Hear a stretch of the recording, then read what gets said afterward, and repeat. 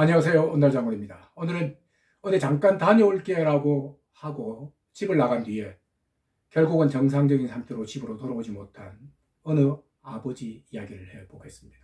이 아버지는 결국 실종 신고 4년 만에 요양원에서 발견됐습니다. 자, 왜? 어떤 이유에서 요양원에서 발견됐는지 오늘은 그 이야기를 한번 해보겠습니다. 이 아버지는 그러니까 부부죠. 그 딸이 하나 있었다고 합니다. 그런데 딸이 14살 되던 해에 부부가 이혼을 했습니다. 그리고 이혼을 하면서 딸은 아버지가 키우고 엄마는 아마 다른 데 분가를 한 모양이에요. 그렇게 살았는데 딸과 아버지하고 사이가 되게 좋았다고 합니다. 보통은 딸이 이제 엄마 따라가기가 십상인데 이 딸은 아빠를 굉장히 따랐고 또 아버지 역시 이 딸을 굉장히 좋아했다고 합니다. 그런데 이혼을 하면서 이혼 직후에 아버지가 크게 달라진 게 딸 보기에 뭐냐면 하루 이틀씩 아버지가 어딜 다녀온다고 하고 나가서 돌아오고 하더랍니다. 처음에는 뭐 하루 이틀 2, 3일씩 하더니 나중에는 일주일 그리고 최고 한 보름 정도까지도 집을 나가서 일정 기간을 지난 뒤에 돌아오더라는 겁니다. 그런데 아버지가 더 이상 이야기를 하지 않으니까 이 딸도 묻지를 않고 또 딸은 그렇게 생각했다고 합니다. 아버지가 이혼을 하고 나서 아마 엄마하고의 어떤 그런 적적함 그런 부분이 있어서 친구 집에 놀러 갔거나 뭐 그랬을 거야라고 별다른 의심을 하지 않았다고 합니다. 자, 그렇게 세월은 흘렀죠. 그리고 이 딸도 어느 정도 나이가 돼서 이제 시집을 가고 자식을 둘이나 낳았고요.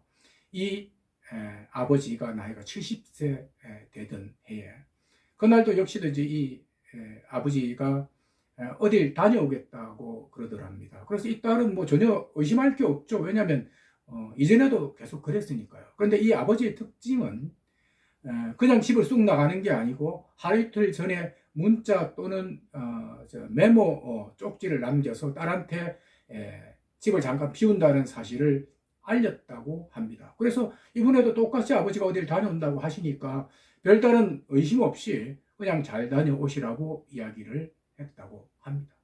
그런데 이번에는 이전하고 상황이 완전히 달라졌습니다. 한 달이 지나도 아버지는 돌아오지 않고 2달, 석 달, 넉 달째 아버지가 돌아오지 않으니까 이 딸이 덜컹 겁이 난 겁니다. 아버지한테 무슨 일이 생긴 게 아닌가라고 싶어서 아버지 지인들한테 전부 다 전화를 돌려서 물어봅니다. 아버지를 혹시 본 적이 있느냐? 아버지가 놀러 오신 적이 있느냐 물었는데 지인들 전부 다가 하는 이야기가 저번 몇 년 사이에 아버지를 본 적이 없다는 겁니다. 결국 이 딸은 겁이 나서 경찰에 실종 신고를 합니다. 우리 아빠가 지금 현재 넉 달째 집에 돌아오지 않고 있는데 찾아봐 달라. 겁이 난다. 그래서 경찰도 뭐 곳곳을 찾아보고 또 갈 만한 곳을 찾아봤지만 결국은 이 아버지를 찾지 못합니다. 결국 이 딸은 경찰조차도 이제 찾지 못하니까 이 아버지가 언젠가는 돌아올 거다. 아빠가 언젠가는 돌아올 거라는 사실만 믿고 그냥 기다린 거죠. 그렇게 4년이란 시간이 흘렀습니다. 오늘 집에 있는데 경찰이 연락이 왔어요. 아버지를 발견했다는 겁니다. 4년 동안 그렇게 기다렸던 아버지를 발견했다고 하니까 뭐 이 딸로 봐서는 정말 감사하죠. 경찰에 너무너무 감사하다고 하고 아버지가 계신 곳으로 달려갑니다. 그런데 아버지가 계신 곳이 앞서 말씀드린 대로 요양원입니다. 요양원에서 아버지가 발견된 겁니다.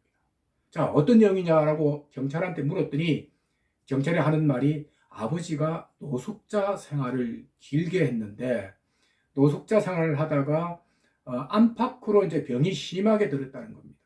그래서 이 사람을 이 할아버지를 그대로 놔뒀다가는 죽겠다는 생각이 주변 사람들이 들어서 경찰에 신고를 했고 결국 경찰이 요양시설에 이 아버지를 보냈다는 겁니다.